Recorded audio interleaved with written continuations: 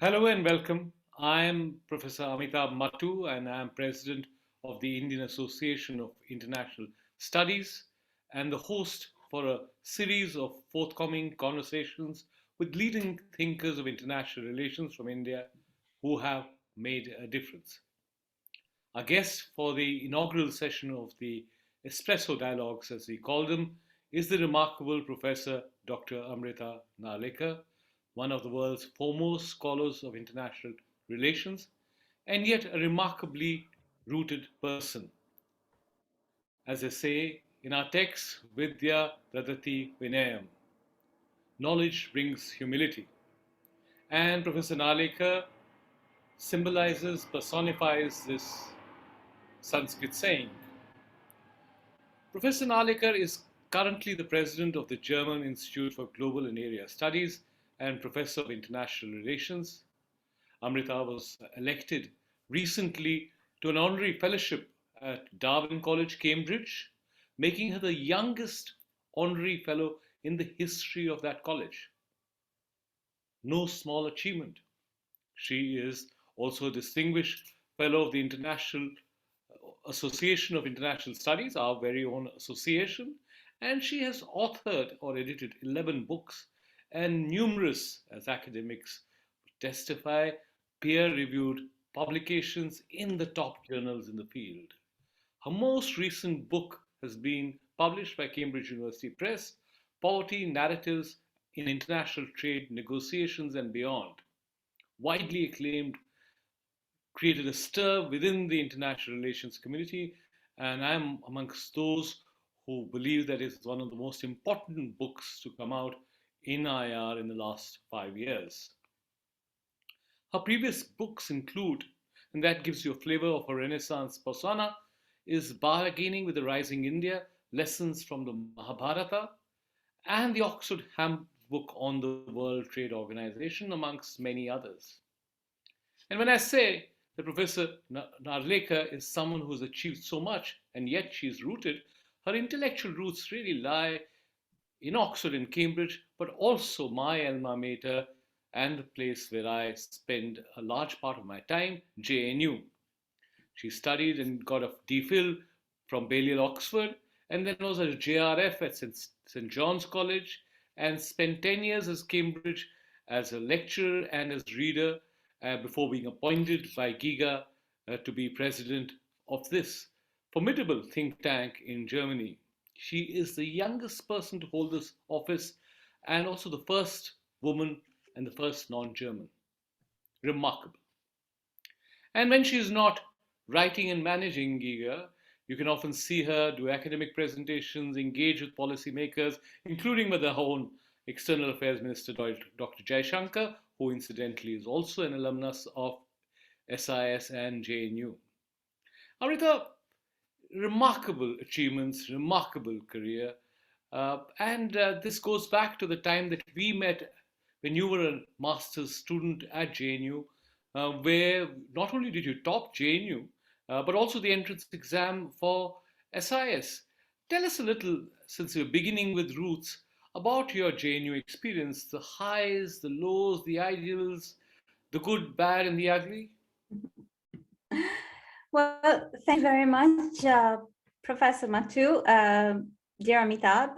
If I may, a big thank you for inviting me to be a part of this initiative. It's really an honor and such a privilege to engage with a luminary like you in this exciting new format.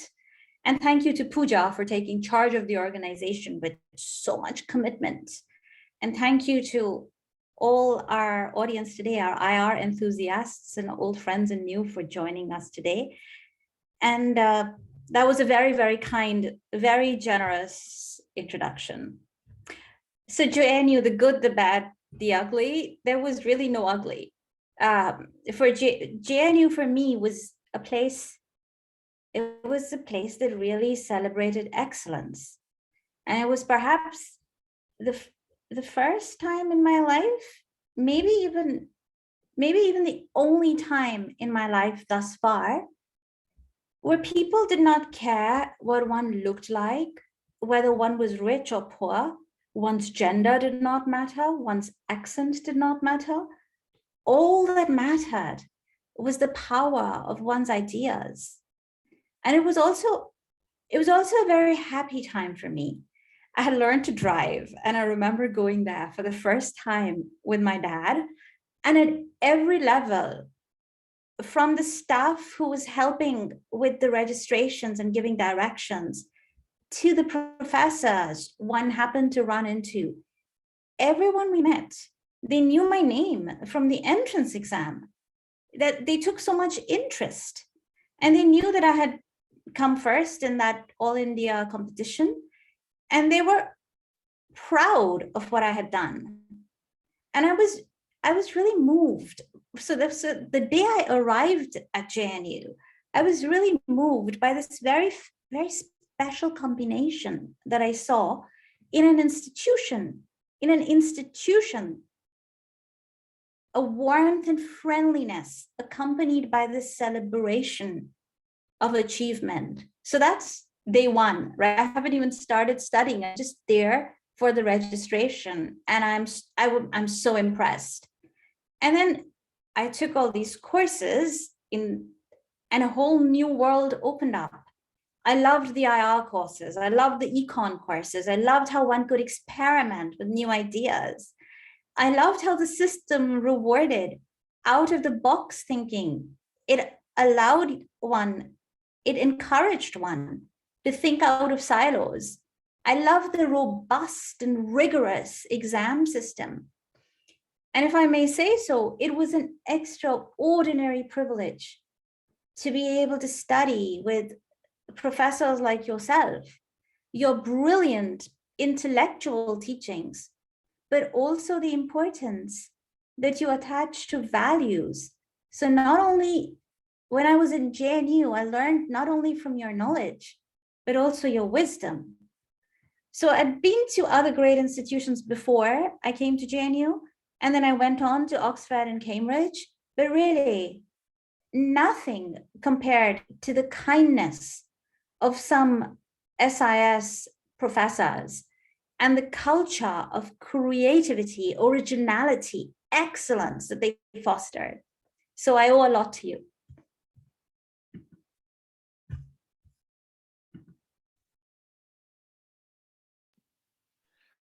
Thank you, Amrita. You're making me deeply nostalgic about those times, but also about JNU itself. I think it is and was a remarkable institution, perhaps the only of its kind in India, and a role model for much of what we call the South today. But tell me, going back from moving away from JNU to your academic work, when I was in JNU, it was fashionable to do work on security studies. I specialized in nuclear disarmament, arms control. But you took the path less taken, a more rigorous, difficult path, not well known for IR scholars, mainstream IR scholars, but mostly taken by economists, which is the field of international political economy, and yet you've done brilliantly. I mean, you've uh, edited the Oxford Handbook on the WTO, and you have the credit. You have to your credit the OUP's very short introduction to the WTO, which makes you one of the rare authors who's contributed to both these prestigious and definitive series.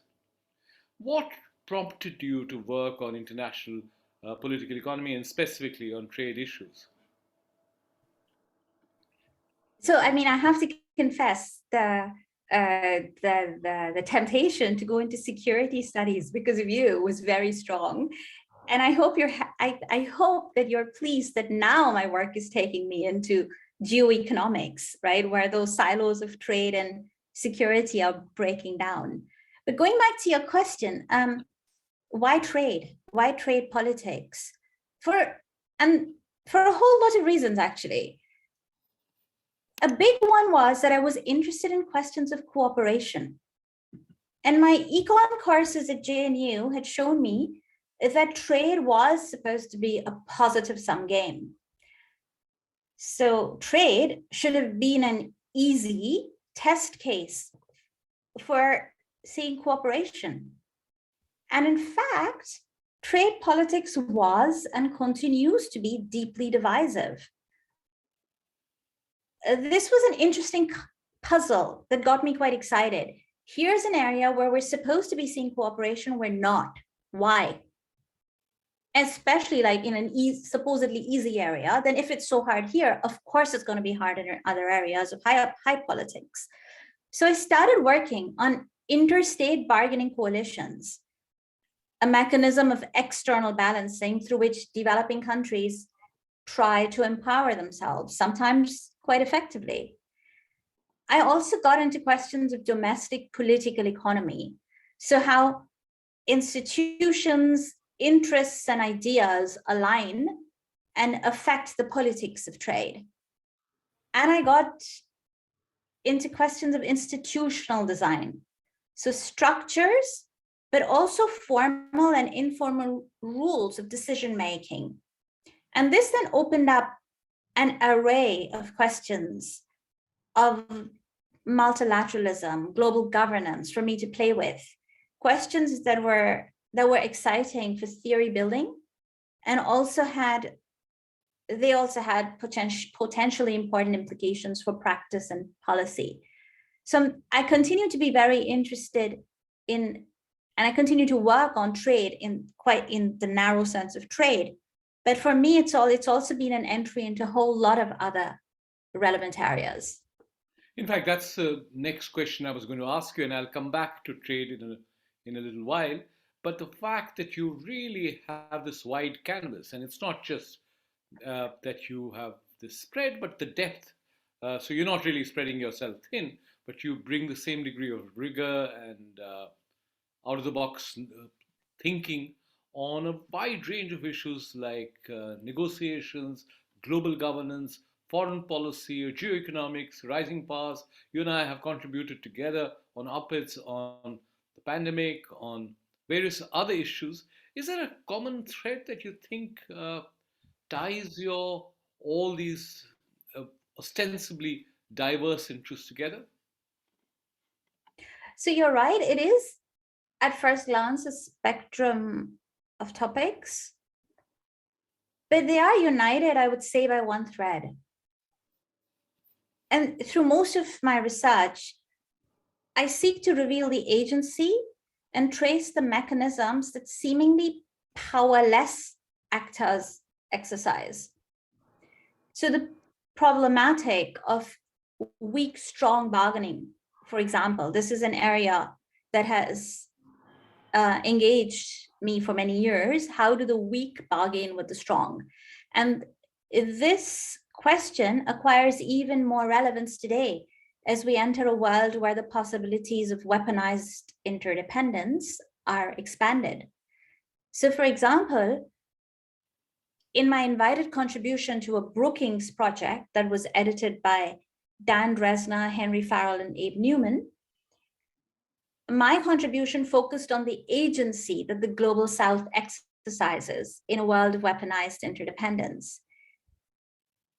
And so I asked the question, under these conditions in these very difficult structural conditions of weaponized interdependence, must the weak suffer what they must? And my answer was no. And so I tried to show the strategies that weaker players are using to not only protect themselves against weaponized interdependence, but also to harness it to their own advantage. And through this study, I contributed to building a more dynamic model of weaponized interdependence. So my entry point here was, I want to know what you do if you're the Global South in a world of weaponized interdependence, but that of course has implications on the workings of weaponized interdependence too. And then another example, in a recently completed paper, I've tried to offer a fresh perspective on multilateralism by trying to mainstream the global and diverse heritage of liberalism, highlighting particularly the liberal traditions of non-Western democracies and how paying attention to these traditions can allow us a more creative and a more sustainable, more meaningful reform of multilateralism. And empirical research in key aspects of the global south, which is what I've been doing, as well as engagement with both Western and non-Western thought, have enabled me, I think, to help contribute to more inclusive theory building in IR. So that's how it sort of tries to come together.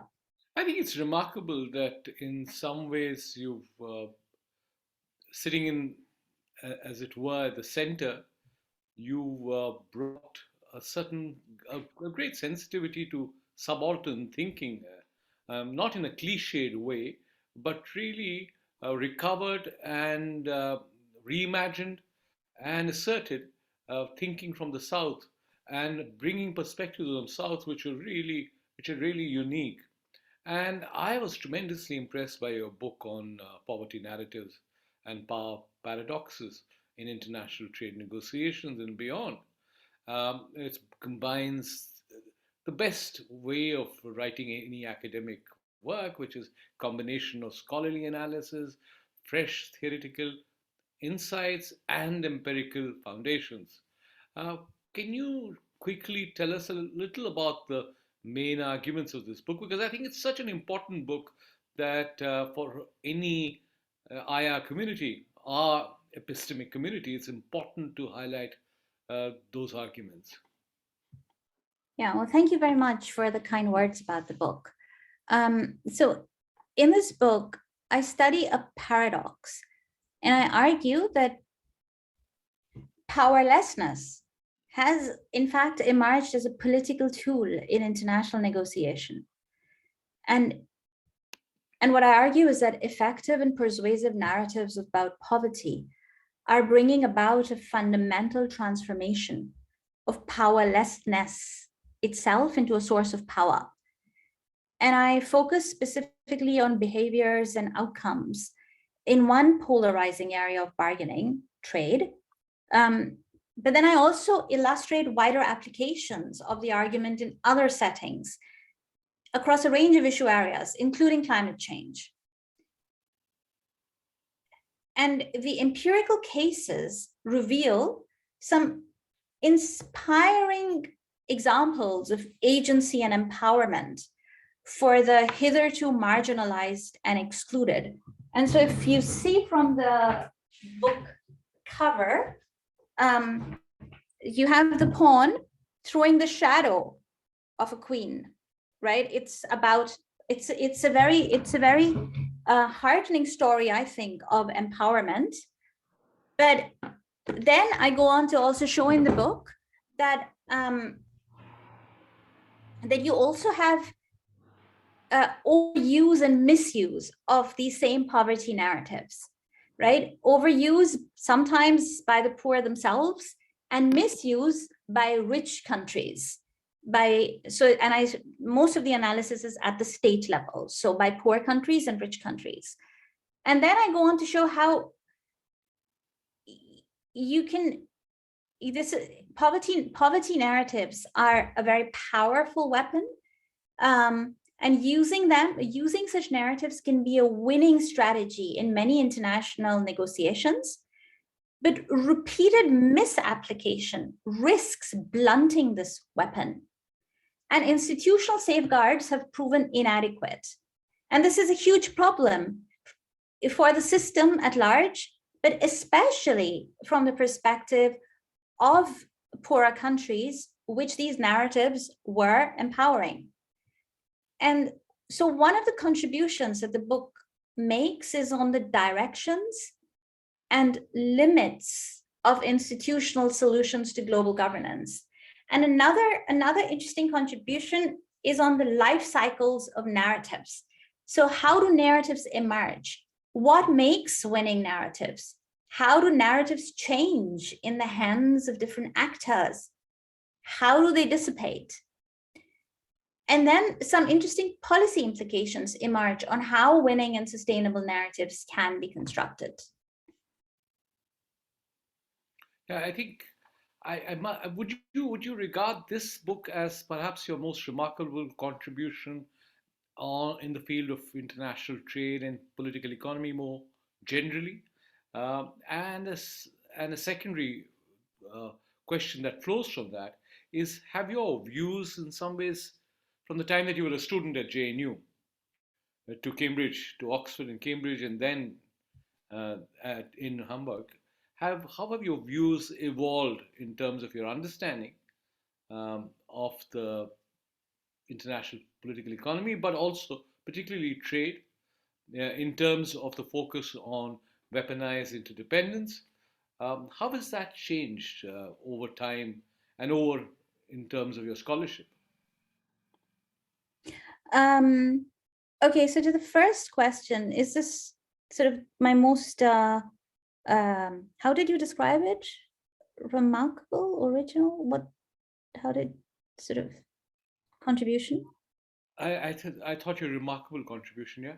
Yeah, I mean, is this my most remarkable contribution on I mean, was trade? this is this your most? Would you regard this as your magnum opus? No, no, no, no, no, no, no, no, no, no. Lots more magnum opuses, opie to come. I'm 2 miles to go before I sleep. But I think this is I'm proud of this book because it does bring together a lot of my thinking on coalitions, for example, on how developing countries have used coalitions to improve their bargaining position. It brings together some of my thinking on institutional reform in trade politics.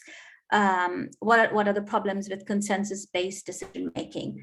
It brings together some of my political economy questions. It is a counterintuitive argument, right? So I had a lot of fun playing with it. It's And in the process of having that fun, I realized that there are some very alarming things happening with the misuse of some of these narratives. That then leads me on to think about, if how do you build winning narratives, right? So it's a little bit this book has allowed me to build on a lot of my previous work and then take it, I think, to a different level. So I'm and it's and I've enjoyed working on it. um but how are my views on globalization?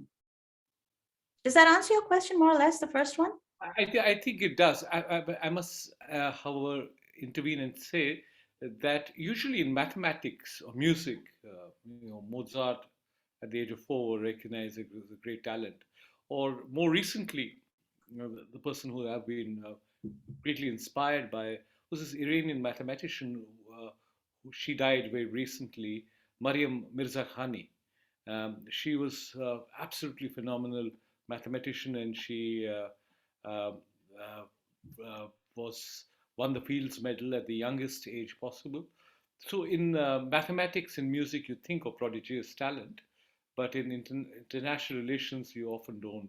So that's why when I said magnum opus, it was not a Mhm. reflection on, a, in a sense, a conclusion, but the fact that this is a major treatise, which you have arrived at, while conceding that this is just a step in the path ahead.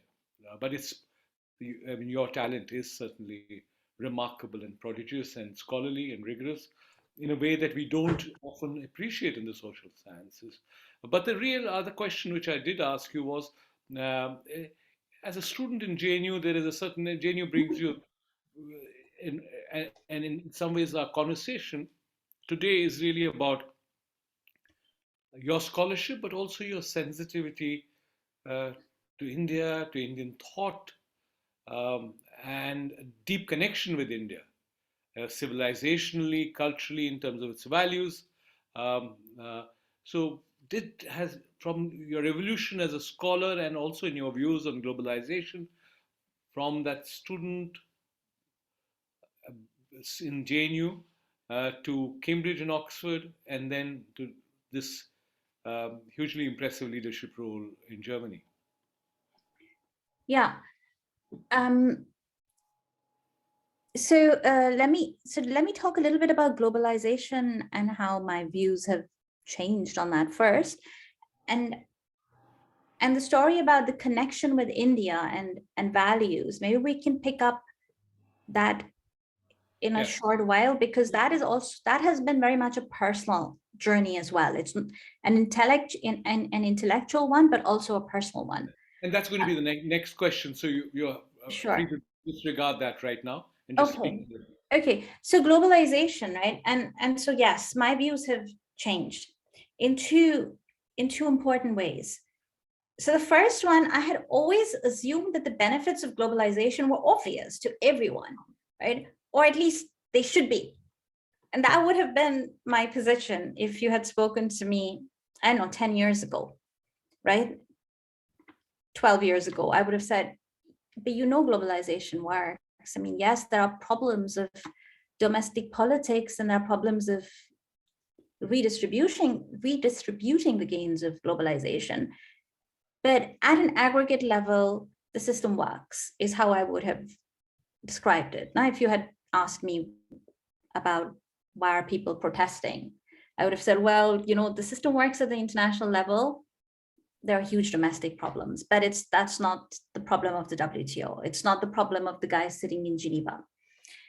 Since the Brexit referendum, with the election of Trump, then with the G20 riots in Hamburg in 2017, I began to see the importance of narratives, right? Which also led me to work on the book that we were just talking about. Because without convincing stories that explain to people on the ground what the gains from globalization are to them, this whole exercise is going to run into a lot of trouble, right? It's not only about, it's so obvious, go read your economics. It's about, do people understand? Is it a narrative that engages people? And sometimes the anti-globalization narrative has been much louder, and seems to have brought more people on board, right? As we have seen in some of the populist reactions across different countries. So that was sort of the first change. Now, the importance of narratives, that the gains of globalization are sometimes, globalization has to work for people. That again is sort of absolutely, but even if it's working for people, if we don't have a narrative to back it up, then those gains will be attributed to something else, right? So that was first. And then the second point is where I did change my mind uh, quite significantly. So perhaps Keynes would have been pleased. Like a lot of people who live in what I call the Geneva bubble or the Brussels bubble, and researchers who study some of these institutions of global economic governance, I used to focus mainly on the economic gains of globalization. My recent work on geoeconomics has made me more cautious, right? At least cautious, right? I haven't thrown away all my old views, but I have become much more cautious in my claims.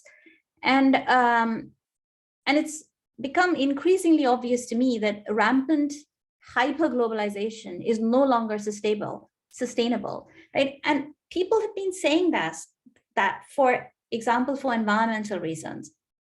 And absolutely, hyperglobalization is no longer sustainable for environmental reasons, but it's also not sustainable for security reasons, especially when we're dealing with certain strategic products. Shorter and more reliable global chains need to be built, primarily with trusted allies.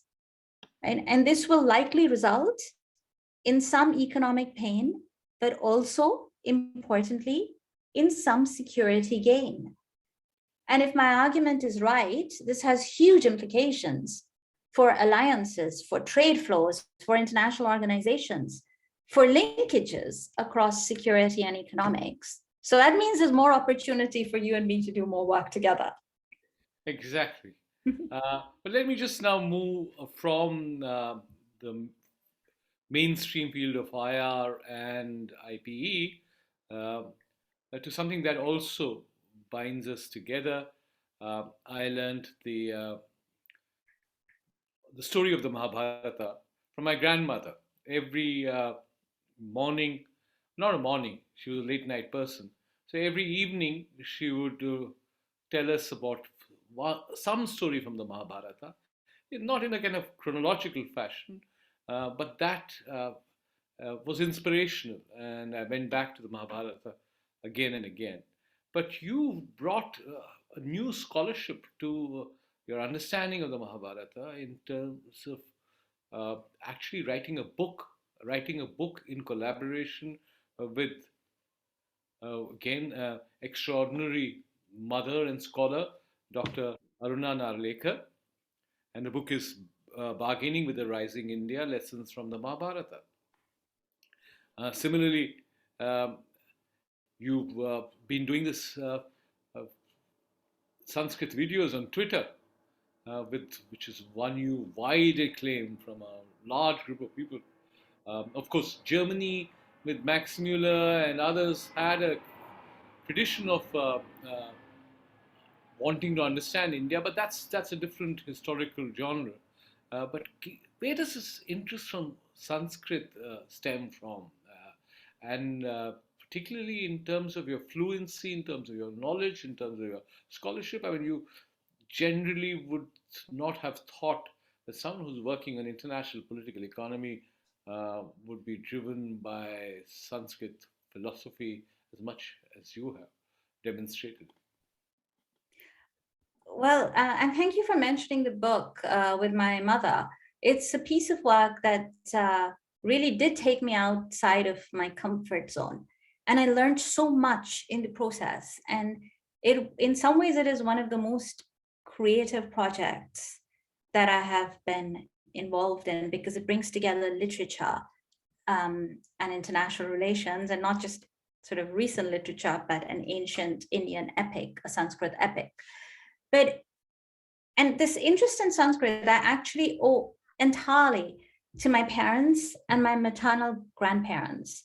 So my dad, my father, could recite almost the entire Bhagavad Gita as a child, and he won prestigious prizes in competitions for his beautiful recitations. And my mother had learned Sanskrit from her mother, my maternal grandma, Dr. Vanmala Bhavalkar, who was a pioneering scholar of Sanskrit. And she actually wrote the first book on women in the Mahabharata at a time when neither studies about the Mahabharata nor studies about women were fashionable in India.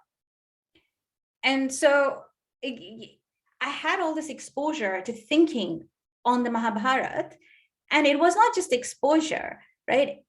It was also teaching and learning. So when other kids were being taught nursery rhymes, my parents were teaching me Sanskrit shlokas.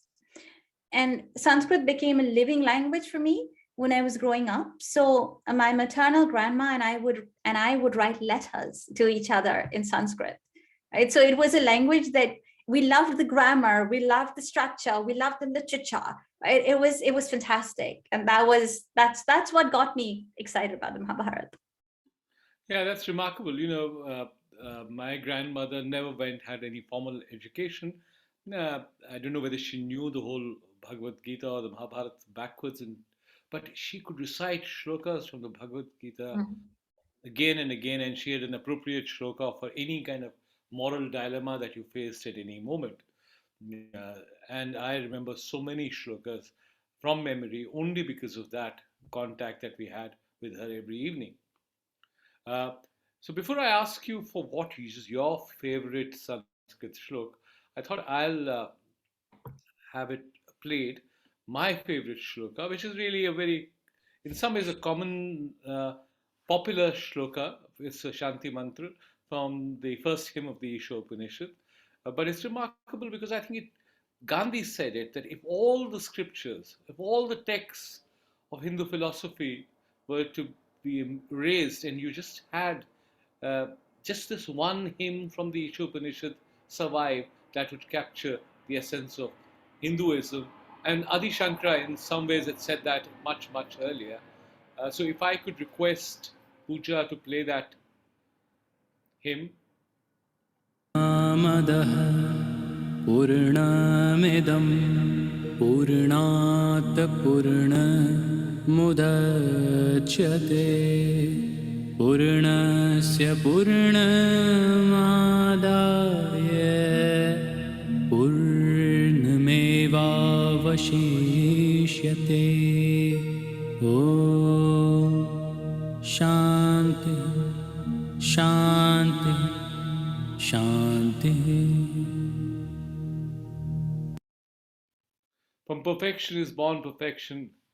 And in some ways, what is interesting is also that there's a great deal of heterodoxy within this hymn, and yet does capture this non-dualism, which certainly Kashmiri Shaivites greatly believe in, but also I think it captures the essence of the faith that binds so many of us together. But Amrita, your favorite shloka? Yeah. Well, before I tell you mine, thank you so much for sharing that, and also the stories about your grandmother, because I don't think people, unless you've lived in India and really lived in India, I don't think people outside fully understand how these traditions are living traditions, right? So the fact that by word of mouth, right, we are being taught all these ancient verses, right, and they were recited centuries ago, and they're being recited now with meaning, not just sort of an empty chants, but meaning, is very moving, right? And I also, like you, had my grandma. Every time I would go for the summer holidays to my grandparents, all the other kids would be playing together, and I would be hanging around with her all the time, wanting more stories, right? And the stories came, and so did the verses. That it's very moving. Okay, so what are my two? What are my? I'm going to give you two because I think they go hand in hand, and it annoys me when people just use one, right? So I'll give you the two that I like, right? And so, uh, it's this line Vasudhaiva Kutumbakam, and it's used all the time. It's sometimes, I would say, even overused. And the shlok is Ayam Nijaha Paro Veti Ganana Laghu Chetasam Udara Charitanam Tu Vasudhaiva Kutumbakam. Right, and it means, for friends who are listening who don't know it, it means this is mine, this is yours. This type of counting is only for the petty-minded, small-minded. For the generous-minded, the whole earth, the whole world is a family. Now, political leaders have been using this. Obama used it, others have used it, right? But people seem to think this refers to all humanity. It doesn't refer only to all humanity, does it? It says Vasudhaiva Kutumbakam. It refers to the earth and all her creatures, right? And so it really irritates me when people talk about it as referring to mankind, or people should help people, because that's not what it says. And so to prevent this narrow reading, I think anyone who quotes this line should be reminded of another shlok that I love. And the second line of this shlok is Atmavat Sarva Bhuteshu Yaha Pashyati Saha Panditaha. He who looks upon all creatures as he looks upon himself, he is the truly wise one. And this is a line that I hold very close to my heart. It's a line that I cherish, and I have loved it as a child. Remarkable. That's really, really. I think your point about Vasudev Kutumbakam, I think is so important. And you're right. In some ways, it's become almost a cliche, and there isn't a deeper appreciation of the fullness of that thought. But this brings me to this question, which I've always wanted to ask you. Your journey from Pusa Road or Southwest Delhi to becoming a global citizen, and yet striking a balance between tradition and modernity, between Indian values and Western liberalism, uh, being the president of the German Institute of Global Affairs, the only woman, the only non-German, the youngest person to occupy that position, and yet remaining rooted within that, within the kind of philosophical tradition that your family or your roots have given you. How do you, I mean, what has that meant in professional and personal terms? And what has that meant in terms of striking a balance between life and work, uh,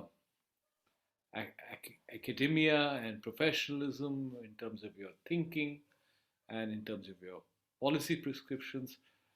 I mean, usually you would like to, people see this as binaries, but you, in some ways, reflect this great synthesis, which is so important at a time when we are really looking for global solutions, which can only be found if we find a synthesis rather than look for black and white. Yeah. Yeah.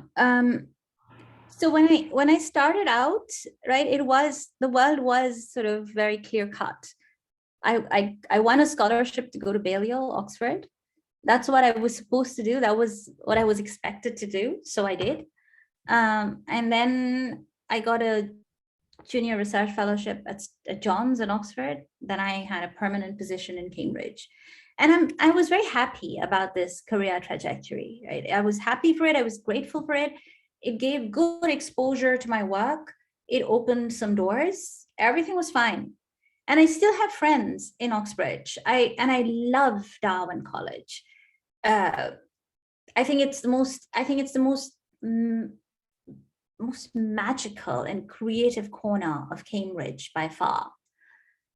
But I must say that coming to Germany was really the big jump for me. So it was a jump in terms of my career. The GIGA presidency is prestigious, and the job has allowed me to not only pursue my research as I would have done, and I had done in Oxbridge, but also to engage more systematically with the policy world.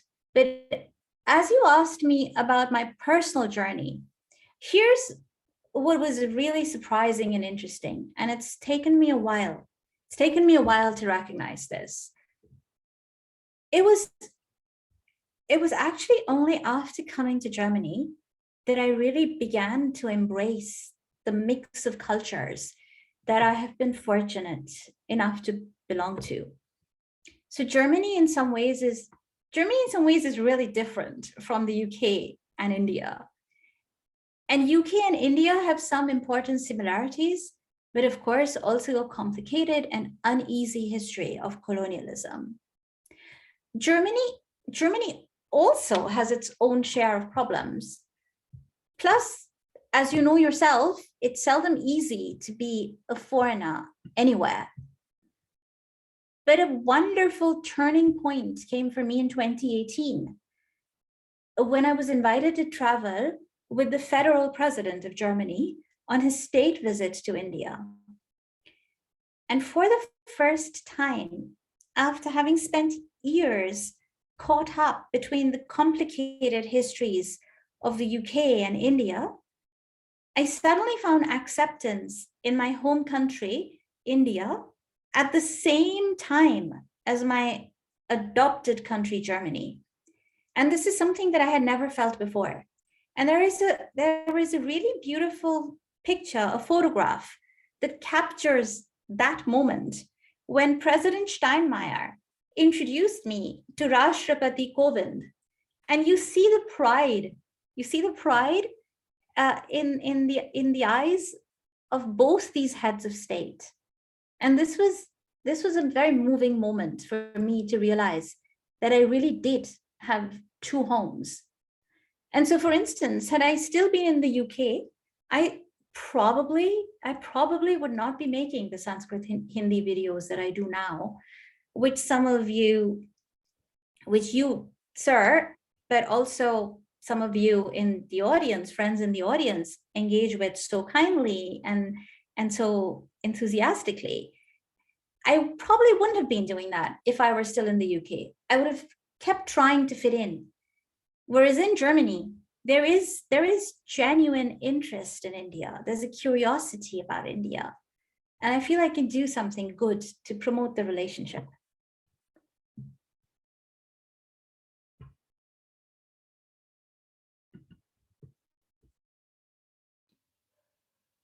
That's wonderful, Amrita. And I think that may be a point at which we'll focus much more on the personal journey and your personal interests. What I find remarkable is, uh, and I mean, just for want of a better word, I don't know what you would have as a Sanskrit word for someone who has a Renaissance personality.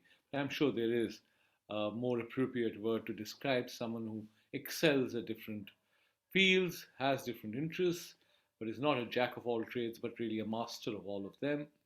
But one of your interests, which is also visible on Twitter to your followers, including me, is your interest in poetry, a shared interest. So I'll take the liberty of actually reading out a poem which I had the good fortune of having uh, one head of government actually include in his or her speech. Uh, but it's also a very well known poem. It's often recited at public functions. It's by, not surprisingly, by Rabindranath Tagore. And I'll recite that. And then may I request you to tell us a little about your interest in poetry and about a favorite poet and perhaps recite a poem. Uh, so my poem is the well known Where the Mind is Without Fear. Where the mind is without fear and the head is held high, where knowledge is free, where the world has not been broken up into fragments by narrow domestic walls, where words come out from the depths of truth, where tireless striving stretches its arms towards perfection, where the clear stream of reason has not lost its way into the dreary desert sand of dead habit, where the mind is led forward by thee into ever widening thought and action, into that heaven of freedom, my Father, let my country awake. Over to you, Amrita. Oh, that is beautiful. Thank you so much for sharing that. Into that heaven of freedom, my Father, let my country awake. That's just such a beautiful line. And it was a beautiful rendition as well. Thank you. Okay, so I have many favorite poems because, as you know all too well yourself, poetry is a treasure trove that one can tap into depending on what one needs, right? What the need of the hour is, there is a poem for that. And so there are many that I like, but if I had to choose one and only one, it would have to be the Lotus Eaters by Tennyson. And it's my timeout poem when I need to catch a breath. It has a remarkable cadence. It speaks of the sea and long journeys of Odysseus. So for example, and I'll just give you a very short snippet of it because it's a long poem. So Ulysses, Odysseus, has arrived at the lair of the Lotus Eaters, right? And it's a description of how the sailors feel at the time. And it goes like, most weary seemed the sea, weary the oar, weary the wandering fields of barren foam. Then someone said, we will return no more. And all at once they sang, our island home is far beyond the wave. We will no longer roam. I also like its cousin, Ulysses, right, by Tennyson, and that has a very different message. But the Lotus Eaters, really, for all its melancholy, I find so reassuring in its quietness. And I feel it unites us not only with Tennyson, but also Odysseus and ancient Greek myths and all those long journeys that we are always making in life. But I don't want to get you and our friends who are listening in all sad and melancholic. So I'll give you another line. And this is from a poem that a wise friend introduced me to in Germany. And it's from Patmos by Hölderlin. And it was written in the early 1800s. And it goes like this. This is how it begins. And the German is: Nah ist und schwer zu fassen der Gott.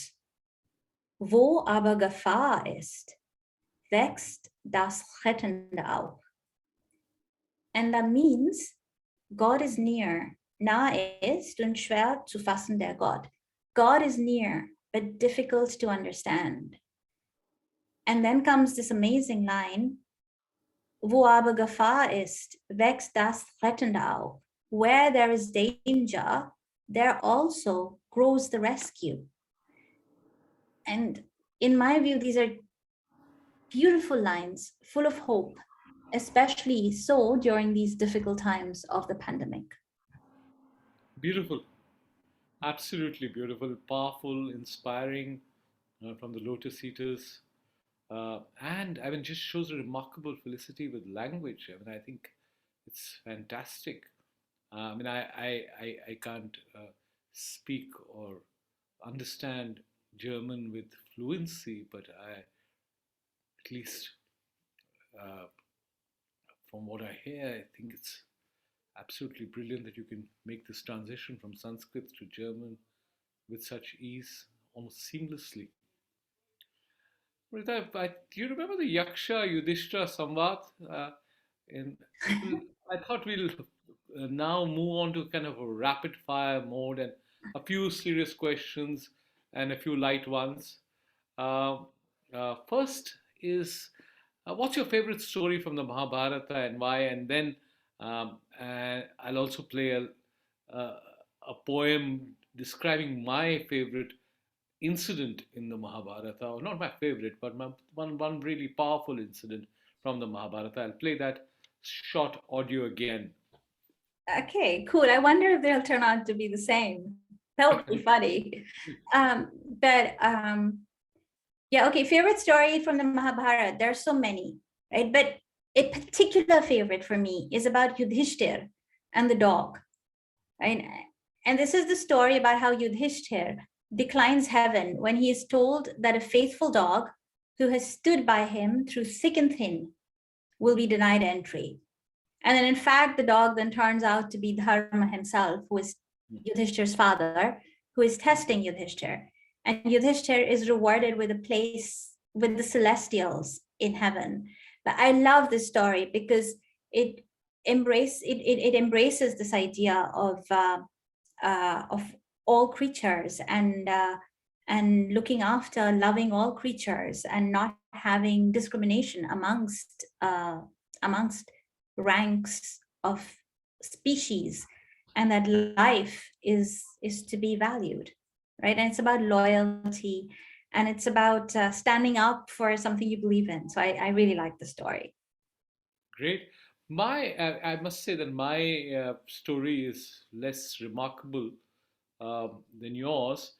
It's really driven by the fact that I love the poem, the Hindi poem, written by the poet, National Poet Laureate Dinka, as part of his epic poem Rasmiratha, and recited by Manoj Bajpayee. So I'll just play that one when Krishna goes as an emissary to the Kauravas and says, "Look, the Pandavas will be satisfied with just a village," and how Duryodhan and the Kauravas reject that, and that description is so powerful. It's more powerful, I would say, without suggesting that the Mahabharata is not powerful, but it's almost as powerful as the original text. So, if I could have that played, please. तब कवि ने क्या लिखा है? वर्षों तक one में घूम घूम बाधा विघ्नों को चूम चूम सह धूप घाम पानी पत्थर, पांडव आए कुछ और निखर। सौभाग्य न सब दिन सोता है, देखें आगे क्या होता है। मैत्री की राह बताने को, सबको सुमार्ग पर लाने को, दुर्योधन को समझाने को, भीषण विध्वंस बचाने को, भगवान हस्तिनापुर आए, पांडव का संदेशा लाए। दो न्याय अगर तो आधा दो, पर इसमें भी यदि बाधा हो तो दे दो केवल 5 ग्राम। रखो अपनी धरती तमाम, हम वहीं खुशी से खाएंगे, परिजन पर असी न उठाएंगे। दुर्योधन वो भी दे न सका, आशीष समाज की ले न सका। उल्टे हरि को बांधने चला, जो था असाध्य साधने चला। जब नाश मनुज पर छाता है, पहले विवेक मर जाता है। हरि ने भीषण हुंकार किया, अपना स्वरूप विस्तार किया। डगमग डगमग दिग्गज डोले, भगवान कुपित होकर बोले, जंजीर बढ़ाकर साध मुझे, हाँ हाँ दुर्योधन बांध मुझे। ये देख I mean, it's a longer poem which you should hear in its entirety, but it captures that moment where the sense is that, uh, जब नाश मनुष्य पे छाता है पहले विवेक खो जाता है, and how the Kauravas didn't recognize here was the most powerful force on earth right in front of them, negotiating on behalf uh, of and bargaining really uh, in a way that should have satisfied the Kauravas entirely, and yet they rejected this offer and brought upon themselves the wrath uh, that rejection brought about. But what's your favorite character from the Mahabharata? I mean, I know apart from the favorite story, for me the most tragic character from the Mahabharata is Karna, and I think that's universally recognized that the tragedy of Karna is probably the greatest. In fact, within Rasmirtha of Dinkar, there's another part where Krishna goes to negotiate with Karna and says, "Look, you belong to your brothers." And where Karna actually tells him, "You're telling me about my brothers, my mother who didn't recognize me? Duryodhan is the one who gave me a respect, self esteem, and how can I be disloyal to him now?" For me, Karna is that symbol of both tragedy and yet tremendous ethical values. But I was just wondering whether you could tell us about your favorite character and favorite story from the Mahabharata. Okay. Well, first, thank you very much for sharing that poem. I did not know it, and it is fantastic. It is just such an amazing rendition, and the poem itself is I will definitely look this up. And I actually do like that story very much, right? When Duryodhan says, "मैं सुई की नोक के बराबर भी जमीन नहीं दूंगा," right? I mean, that's sort of, it's like a running joke in our family, right? Like somebody is being very difficult and you just go, "Ah, yeah." And basically they just said, they won't give me even enough land on which you can stand the point of a needle on, right? Yeah. It's sort of like the epitome of somebody behaving very badly in a negotiation. Um, but um, but on the character, I'm so glad you said Karna, because he is really, I mean, brave, generous to a fault, loyal, extremely skilled, badly treated, always on the wrong side of history, right? I mean, he's just incredibly moving as a character. So I have a soft spot for Karn too. But if I had to choose one, I think it will have to be Krishna, right? So fascinating, human or God, master strategist, friend, ally, teacher, his role in the pre-war negotiation phase that we just talked about, right? And there's a long, long, long negotiation phase in which Krishna is playing an important role, a key role, and then him as a strategist in the war, right? And also his death and the story of his death. And then, Krishna, for that remarkable treatise, the Bhagavad Gita, that he delivers when these two sides are facing each other on the battleground, right? I mean, that's just that image is so powerful, right? They're ready to go into battle. Arjuna puts down his arrow, and then Krishna gives him this amazing treatise, right? So I think it would have to be It will have to be Krishna. But I will. If you said, who do you want to have dinner with, right? If we could go back and have which character, I think you and I should have a joint dinner, and then you can invite Karan and I can invite Krishna. Done. Absolutely. Okay, this is a rapid fire round, so I should go rapid in this. Now, what cause would you or do you stand up for? Oh, surprise, surprise! Animal rights. Yeah. What do you make of the present climate change narrative? It drives me crazy because I find it very anthropocentric, right? This planet doesn't belong to people's children or their children's children. It belongs to all the amazing creatures whose habitat we're encroaching on and we're destroying. So it really annoys me when people speak about intergenerational justice. I think we need justice that transcends not just generations, but species. Your interest in fantasy, fiction, science fiction pops up on your Twitter account.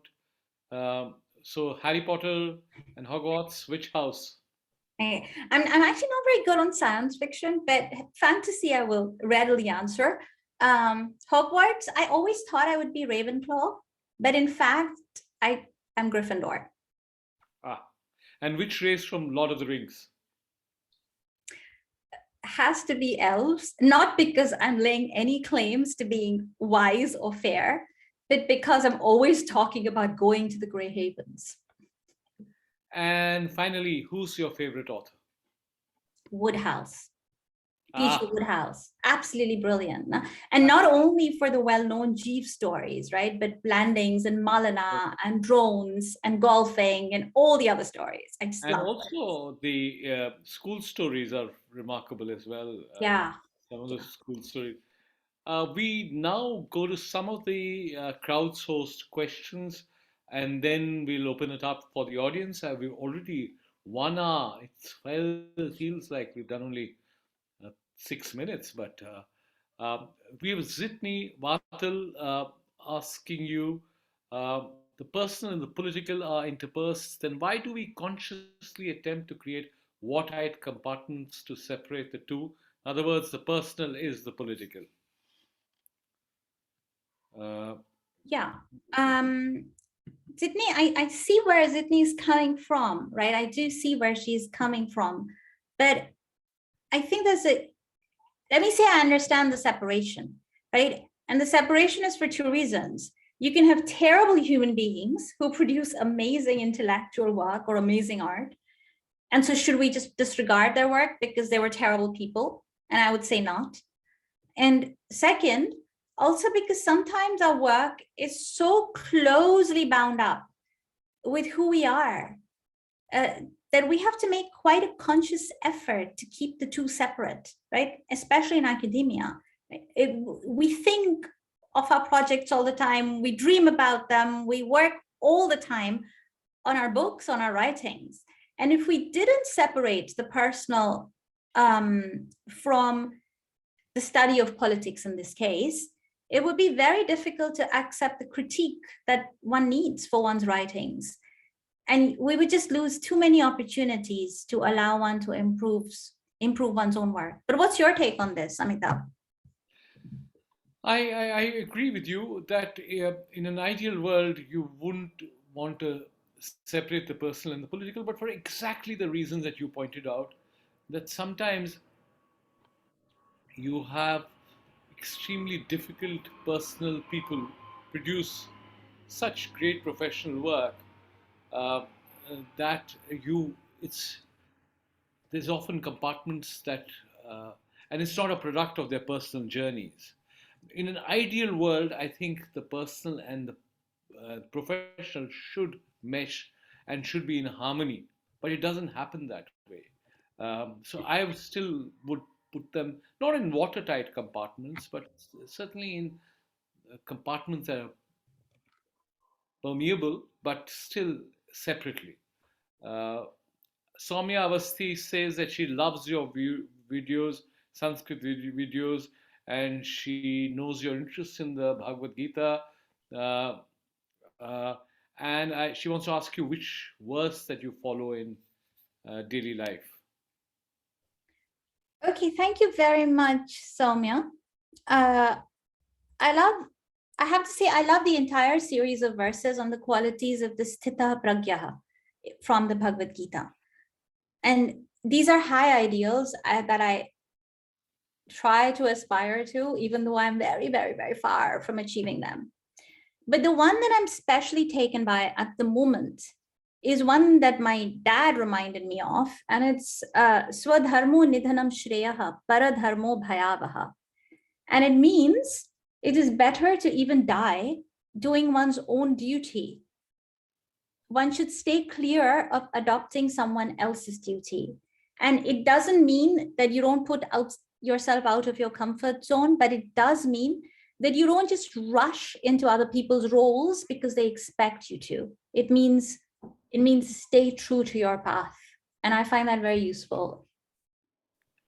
Great. And Aditi Bagaria has a question which says, sometimes our emotions get too heavy on ourselves. We don't feel like doing anything. What should our first move be then? I think this is a question for you, Amrita. What would you recommend to someone who is overwhelmed emotionally? And I would you could add this from Ishita, who says, uh, "Do you think that the status of the world, women in the world strata, has been improved? If yes, what all steps should India take to cater to the needs of the women? I mean, you've broken so many glass ceilings. I think that's a question. How do you ensure that more people are able to uh, reach their potential?" Okay. So first, the question from Aditi on if emotions get too heavy and you don't feel like doing anything, what should be our first move? I'll say two things here. First, never be afraid to ask for help, be it from family or friends or professionally. But at least for writing or professional duties, I find the line attributed to Winston Churchill very useful. And that line is, when going through hell, keep going. Especially if you're stuck on a project, on a task, the best solution is to move forwards, to keep going, because that is the only way you will be done with that task. And it's something that I find useful when I'm caught up with something that I don't really want to do, right? And then I go, when going through hell, keep going, and that always helps. And actually, I'm curious about your views on this, Amitabh. What are your My views on actually if it gets too overwhelming is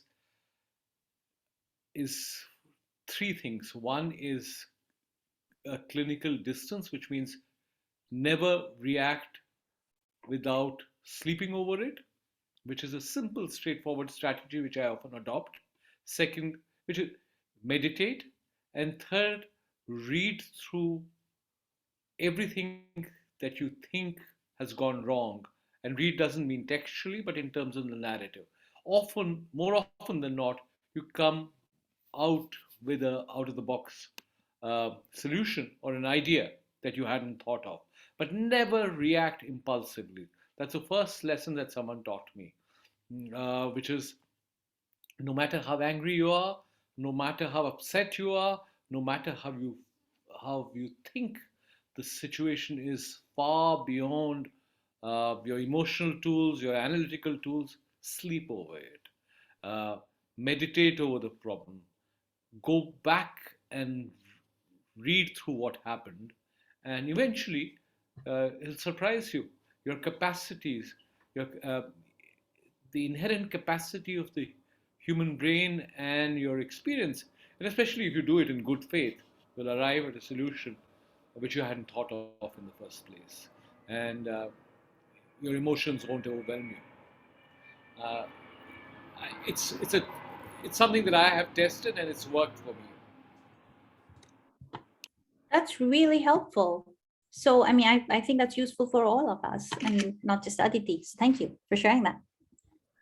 A final number, this Navita Srikanth, who says, in any bilateral relation, what would you recommend to prioritize in bridging the connection? What works well in terms of the four P's: politics, philosophy, policy poetry? Okay. The short answer to this is obviously depends on the context, and it depends on the interlocutor that one is dealing with. And besides the four of philosophy, policy, poetry, and politics, let's not forget a fifth dimension, which is power. But Amitabh, I'm also seeing some questions here in the chat, in the Q&A, and may I just pick up on two in the first go? So Sophia is asking, who inspires you? And Gonka, hi Gonka, thanks so much for joining us. I'm sorry we can't see you, but I hear you, but I see you there. So thanks. And Gonka, who is a professor in Turkey and works on all kinds of interesting questions on legitimacy, is asking, it is indeed wonderful to listen to your experiences, academic life journey, dear Amrita. I'm curious, is there a special dream topic that you always wanted to research or read but haven't found enough time for? So if Amita, with your permission, may I go for these two? Please, absolutely, Amrita. Okay, thank you. So first is Sophia's question, who inspires you?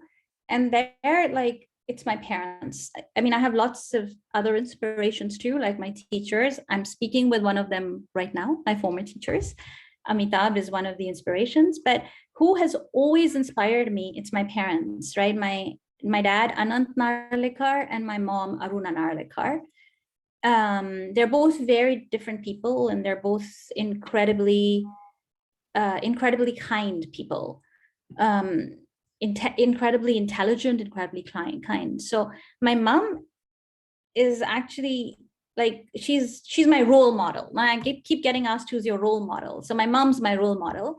And she was the first woman in the Narlikar family to be awarded a doctorate.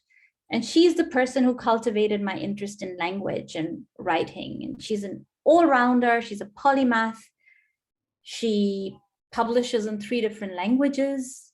She used to anchor Doordarshan programs, and she's the one who's taught me a lot about public speaking. And no matter how big the challenge or how great the difficulty, she usually manages to find some optimism, some light. So an editor in the Hindustan Times, who she used to work with, once said to her, "You must have been born under a very smiling star."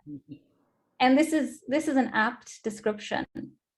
And my father, Professor Anant Narlikar, is also a role model. And he's very different because he's a physicist. He was, in fact, the first person in Cambridge, in fact, the UK, to do his doctorate on superconducting materials. And his PhD exam report noted how innovative his work was and stated that he really deserved to be awarded 3 or 4 PhDs for the range and depth of his work in Cambridge. And then he chose to go back to India to do groundbreaking research and in this area on superconductivity. And he's also very prasiddhi vimukh. You know the word prasiddhi vimukh, it means sort of publicity. He's not interested in rewards for actions. He's not interested in publicity. It's always the work that matters. So going back to Soumya's question on which teachings from the Bhagavad Gita, karmanyevadhikaraste ma phaleshu kadachana, focus on your actions and not the rewards, he embodies that for me. And he's a great storyteller. And they're both much nicer than me and much kinder than me, but much of the good that is in me comes from them. So I think I've been fortunate to have met them both, and of course, Dr. Aruna Narlikar, we read her in the Times of India and the remarkable columns that she writes in the sacred space. We read her tweets, and Professor Anand Narlikar is a legend in terms of his contributions to physics.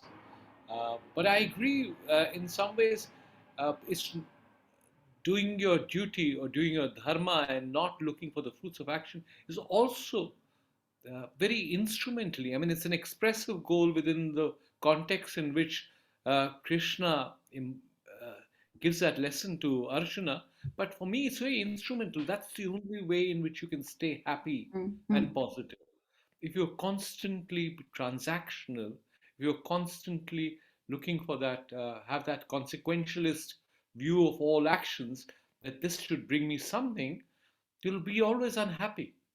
But if you're ready to do things not looking for immediate gratification, rewards, fulfillment, you're a happier person.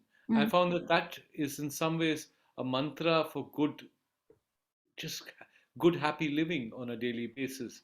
Uh, just being positive just helps me sustain all the pressures and the emotional uh, traumas that everyone experiences or has to go through as you live through a life that we all live in. Yeah. But you're fortunate, Amrita, to have parents like this, and they're just not role models for you, but real role models for all of us. Thank you. Um, Thank you. And thank you so much, Amitabh. And no, you're right. I mean, it is in some ways a mantra for happiness, not to be looking at the rewards, but to be focusing on actions. Just to pick up on Gonka's question, which is, what is a project that you want to do and you've not had the time to do yet? I think I want to get much more into the whole the Sanskrit angle, right? I want to get more into Indian philosophy and its Indian philosophy is diverse, right? There are lots of different religious traditions. There's Christianity, there's Sikhism, there's Sufism, there's different varieties of Islam. The one that I'm especially interested in myself is the Sanskrit Hindu dimension, and I really want to work more on that and read in Sanskrit philosophy and see its normative applications for modern day politics, not just in a philosophical sense, but in a political sense, right? And the Mahabharata is a good place to start, but that's something I don't get to do that much right now because of my many other projects, including the one that you and I worked on. So, but hopefully I'll come around to that. The participants who are raising their hands, I don't know whether, but Amrita, feel free to look at the chat box and pick on questions. Okay, there's a very nice one from Urvi Thembe, who is also a WTO scholar. May I pick that one up? Do you Yes, see that? please do. She says, given that you've been such a trailblazer, you're too kind, in your field, how have you incorporated the verse from the Bhagavad Gita on sticking to your path in your professional life? Can you give us an example from your academic life? Thank you. There are lots of interesting examples. Maybe when we speak bilaterally, I would be happy to speak with you further about this, or if it's useful. But one example is the book on the Mahabharata that I did with Aruna Narlikar, my mother. Right, that was a very unusual project, right? And so at first there was OUP was skeptical, right? Understandably so. Right? They were like, are you making a causal claim? No, we're not making a causal claim. Right? It went through 5 referees. And the referees then said, yes, this is an unusual project, but it is a very creative and an innovative project, right? But if I had stuck, if I hadn't sort of stuck to my path, right, and said, I really want to do this, I know it's unusual, and does it really fit in with my work on the WTO? Not quite. That's okay. I want to do it. It was a risky project. And that line from the Bhagavad Gita was very helpful in allowing me the mental space to be able to do it. I think we may be running out of time, although time is not a constraint usually. But Professor Nalikar, if there's something else that you want to pick on from the question answer, and then I'll ask you a final question. Okay. Well, as we've talked a lot about work, right, and something that as an academic, it's really hard to do, right, to maintain any sense of a work-life balance. And many of you are students or already teaching, you're professors in the audience. So let me just say something about, as we are on the personal, right? How do I spend, what do I do for my, for a break, right? So yeah, I read poetry, as you got from those questions, but you also know that I really like animals. And so my sort of big distraction from work is playtime with my handsome hound. And some of you might know him from Twitter as a very good boy. And he's remarkably intelligent. He's very funny, and he's very polite. He's very considerate to everybody he meets. And in some ways, he's a bit like a cat, right? So he is very independent minded, and this also makes him interesting company. And he's one, Professor Matu very kindly mentioned that I'm grounded. Well, it's sort of interacting with real people, kind people, learning from them at all levels is what helps, I think, keep me, if I'm grounded. That's sort of, I have great colleagues who I work with, who have different types of expertise that I learn from, right? And that helps me keep me a little bit grounded, I hope. Amrita, finally, what next?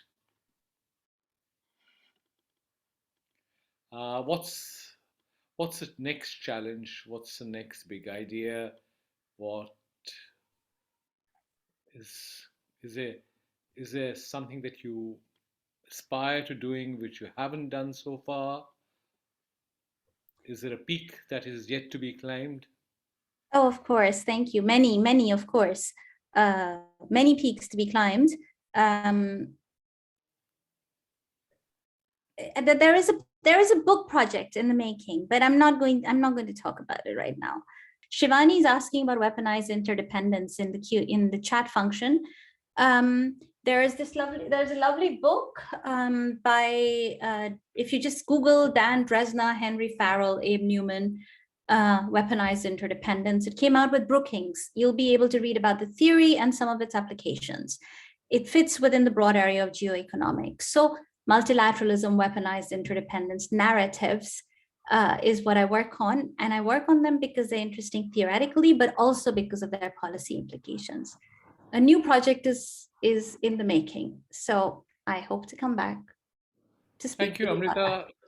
At a time when the world seems more interested in India than perhaps any time in our lifetimes, we thought that it might be a good idea to let the world know what Indians think of the world, and what better start to get some of the most incisive thinkers and writers and philosophers on international relations to dialogue and speak about those issues. We're privileged and honored that the first edition of the Espresso Dialogues, we invited Professor Amrita Narlikar to speak about India, the world, the personal and the political. Thank you so much, Professor Narlikar. Thank you very much, Professor Matu. It was a real honor to do this with you. Thank you for inviting me to this inaugural session. It's a great concept. I will look forward to following many other Espresso Dialogues from you in the hopefully not distant future. And a big thank you also to our audience and their questions. It was wonderful engaging with you. Do stay in touch and do stay safe. Thank you. Thank you. Bye-bye. Bye-bye.